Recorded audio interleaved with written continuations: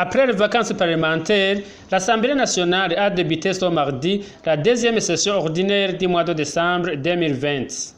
Dans son allocution, le président de l'Assemblée nationale, honorable Daniel Jaz Ndabirabe, a félicité les honorables parlementaires pour avoir effectué des descentes dans leurs circonscriptions respectives afin de joindre leurs efforts dans le développement de leurs circonscriptions et se rendre compte des questions spécifiques de leurs localités. Ils ont rencontré des populations, les élus et les administratifs locaux afin d'écouter leurs doléances qui seront tenues en considération dans les futures sessions parlementaires et d'échanger avec eux sur les questions spécifiques à chaque localité du pays. Globalement donc, les questions soulevées lors de ces descentes sur le terrain sont relatives à la situation sécuritaire, à la résolution des conflits fonciers, à la gestion des accusations de sorcellerie, à l'éradication de la polygamie, à l'accessibilité à l'eau potable et à l'électricité, aux questions de roulage,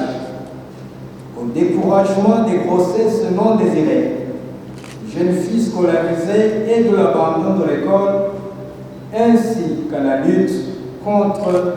diverses criminalités et tant d'autres questions. Le président de l'Assemblée nationale a en outre ajouté que les honorables parlementaires ont encouragé les citoyens à constituer des sociétés coopératives, les fonctionnaires de l'État à être assidus au travail et les agriculteurs à pratiquer les pratiques agricoles modernes. L'Assemblée nationale, a-t-il martelé, a apprécié le geste du président de la République de se faire dépister et isoler pendant 72 heures lorsqu'il rentrait de la Guinée équatoriale et du Gabon. L'Assemblée nationale a très positivement apprécié le geste exemplaire posé par son Excellence, le chef de l'État et sa délégation qui, de retour d'une visite de travail à Malabo, en Guinée équatoriale et au Gabon, se sont rendus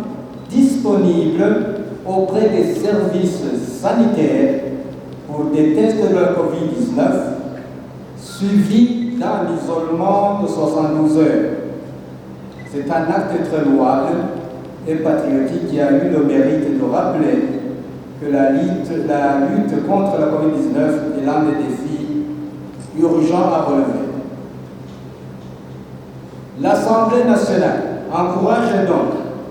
les services habilités à renforcer leur vigilance afin de s'assurer que les mesures sanitaires en vigueur sont strictement appliquées. Le président de l'Assemblée nationale a clôturé son allocution en souhaitant que cette session parlementaire soit fructueuse, surtout qu'un bon nombre de projets de loi sont en attente d'être analysés et votés.